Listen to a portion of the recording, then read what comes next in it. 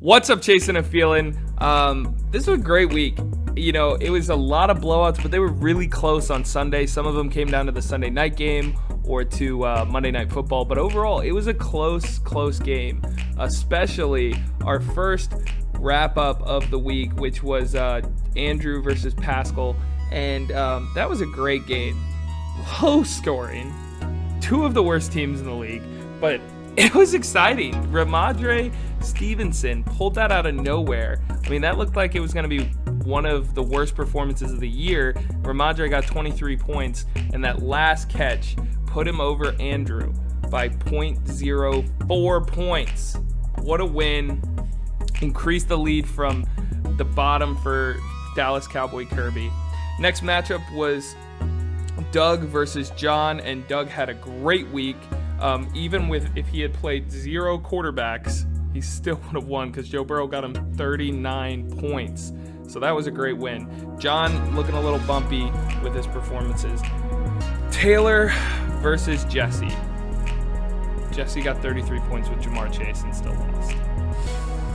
That hurts. But Austin Ekeler looks like he's probably the best back in the league, and you can't really argue it. I think he was phenomenal. Next performance was Noah versus Aaron, which were two top teams playing each other, and Aaron came out on top because there's no Cooper Kupp. Josh Jacobs had a great performance. Terry McLaurin had a great performance, but Aaron had George Kittle get 21 points, which is what put him over Noah. Aaron ends with 28 points and a great performance. The last one, third highest scorer and the highest overall scoring game of the week, was Dan versus Miles, 132 to 121. Dan gets the win.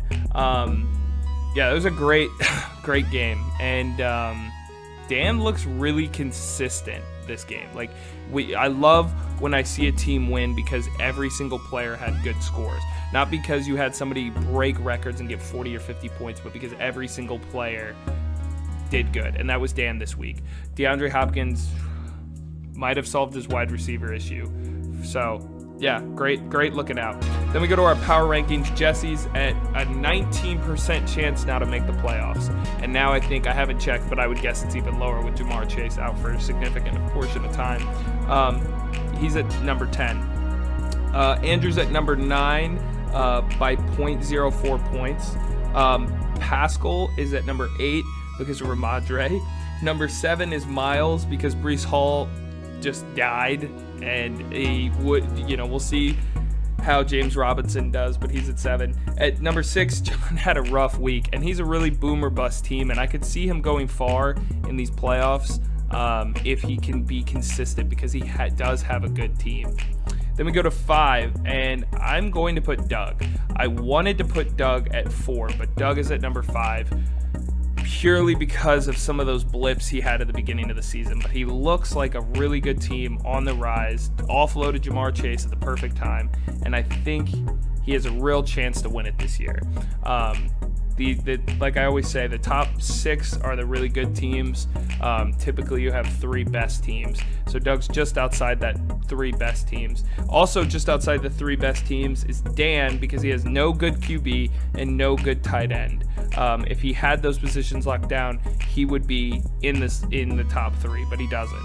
Number 3 is Noah, and Noah probably doesn't deserve to drop as far as he did, but he didn't have Kupp, and I think that's a big problem when he doesn't have Kupp. So if the Rams are having a bad game, and for some reason Kupp does not have a big game, Noah will not be as good of a performer. Terry McLaurin having more points definitely helps him, but Noah drops down to number 3. And he drops down to number 3 because Aaron beat him with 128. And Aaron has no bench is what keeps him at number 2. Aaron is first in the league in terms of record. But our number 1 goes to Taylor just because I like her starters better. I like those starters of Austin Ekeler and Nick Chubb, who are 2 of the highest scoring running backs. Her defense, Dallas, is probably the best defense in the league, and definitely for fantasy. They get a lot of turnovers, they get a lot of sacks, and even against good offenses. So I think Taylor has the best, most complete starters in the league. She does not have much of a bench, but we'll see how this week rolls out, because now we're going to go to our matchups. Doug versus Pascal. I had Doug winning a wide margin until Zeke was announced out. I still have Doug winning, but I think it's going to be closer than I originally thought. I think Doug wins by 5 to 7 points. Taylor versus Andrew. Gay wins here. Enough said.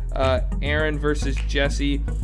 Originally, I thought maybe Jesse would win, but with Jamar Chase out now, I think Aaron finds a way to win this.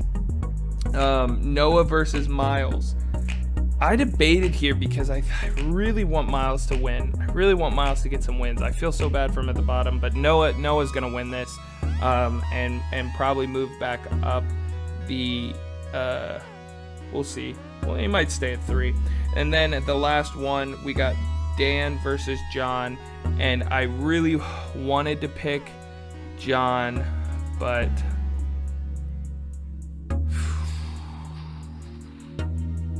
yeah, screw you, Dan. I'm picking John. I'm going with my gut. I think John, it doesn't matter he's not favored by 15 points or more. John's winning this. I believe in John, baby. Josh Allen. Jonathan Taylor's back on his team. John's winning it. John's going up the leaderboard. You're going all the way down. Take somebody's trade, Dan. You're the enemy of the league, not me. Dan's the enemy of the league. That's right.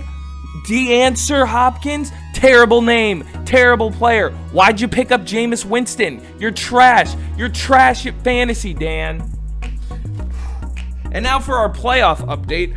Aaron has made the playoffs officially after this win.